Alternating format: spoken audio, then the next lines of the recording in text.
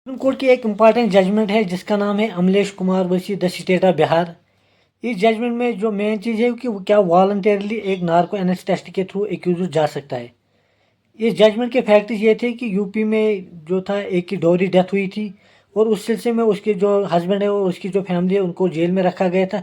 बाकी लोगों को तो बेल पे रिहा किया गया था। तो अभी जब बेल की हेयरिंग चल रही थी हस्बैंड की, तो उस वक्त पे जो यूपी जो जो प्रोसिक्यूशन थी उनने ये हाई कोर्ट में, इलाहाबाद हाई कोर्ट में ये सबमिशन दायर की कि हमें उसका एक्यूज़ड और उसकी फैमिली का नार्को एनालिसिस टेस्ट की इजाज़त दी जाए।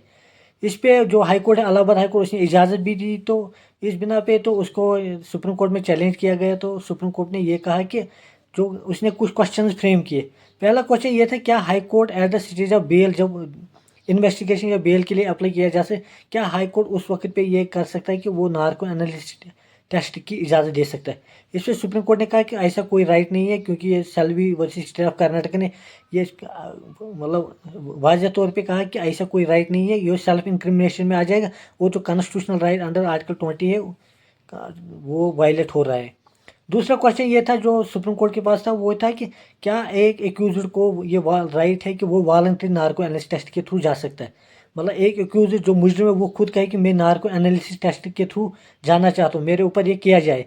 उस पर भी सुप्रीम कोर्ट ने ये कहा कि वो उसका तो राइट तो है, मगर ये with the permission of the court.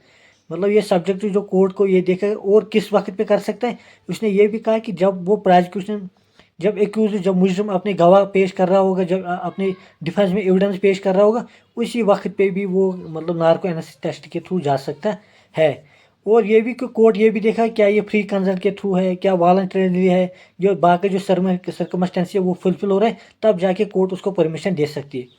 तीसरा क्वेश्चन जो है कि क्या इसका नेचर क्या है, जो एविडेंस अगर जब कलेक्ट हो जाए नार्को एनालिसिस टेस्ट के थ्रू, जो एक्यूज ने खुद कहा कि मेरा नार्को एनालिसिस टेस्ट किया जाए, वहाँ से कोई रिपोर्ट आ जाए, क्या उसकी बुनियाद पे सोल, उसकी बुनियाद पे उसकी कन्विक्शन हो सकती है। सुप्रीम कोर्ट ने यह भी कहा कि नहीं, उसकी उसकी बुनियाद पे कन्विक्शन नहीं हो सकती है।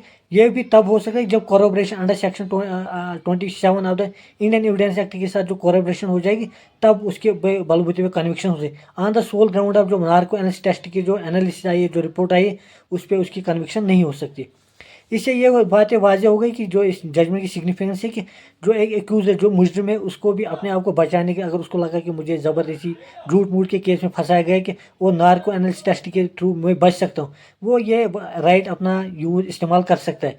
बल्कि ये भी सब्जेक्ट ये कोर्ट को अगर लगे तभी कर सकता है, और जो सर्कमस्टेंस कैसे है, उस केस के कौन सा स्टेज है।